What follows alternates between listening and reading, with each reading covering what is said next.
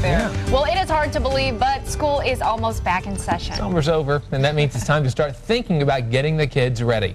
School Solutions' Kim Covington joins us live with some great gadgets and some great ideas over there. Hey, Kim. Hey there. It's every parent's ritual this time of year, back to school shopping, and now it's getting more high tech. I'm scared. Along with notebooks and pencils, cell phones, laptops, PDAs, Ken Colburn is here with Data Doctors to help us find the latest gadgets and what kids are asking for. Or what they actually need, What right? they actually need. Yeah, forget about what they ask for. Yeah, usually there's a big difference there. Yes, they need this, though. Don't they, some of them? There's a whole lot of new technology actually in backpacks, which is really important. If you're going to send them off to college with a big expensive notebook, protecting it, you can actually get carbon fiber shells now. Somebody that's going to be riding a bike every day. That's important. This is actually made by a famous BMX biker, and he thought, you know, it would be nice to have something really secure, really kind of solid for protecting that notebook in case something were to happen. Durable. And this one?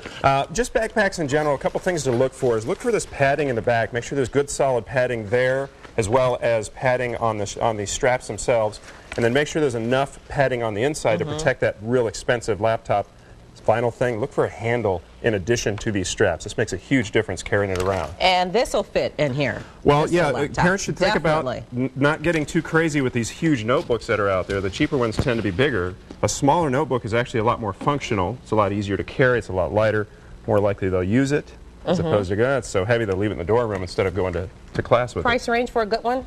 The smaller units tend to be $1,000 and up. Okay. So they're going to be a little more expensive, but they tend to be a little more functional. You need to protect it. You need to, because a lot of people are getting theirs stolen. If you're sending a freshman off to college, they're not probably too concerned about this thing, and theft is a huge problem. Yeah. Here's a product here from the same people that make the LoJack for your car. They actually make a LoJack for laptops.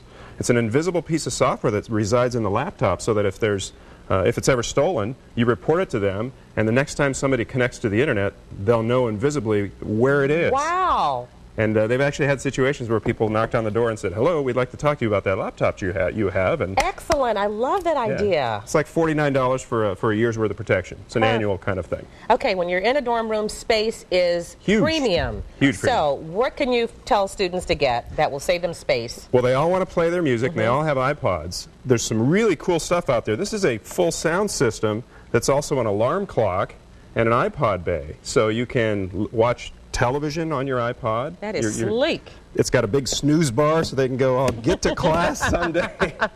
And, you know, it's a couple $100, and it's a sound system, an alarm clock, it's a dock for the iPod bay.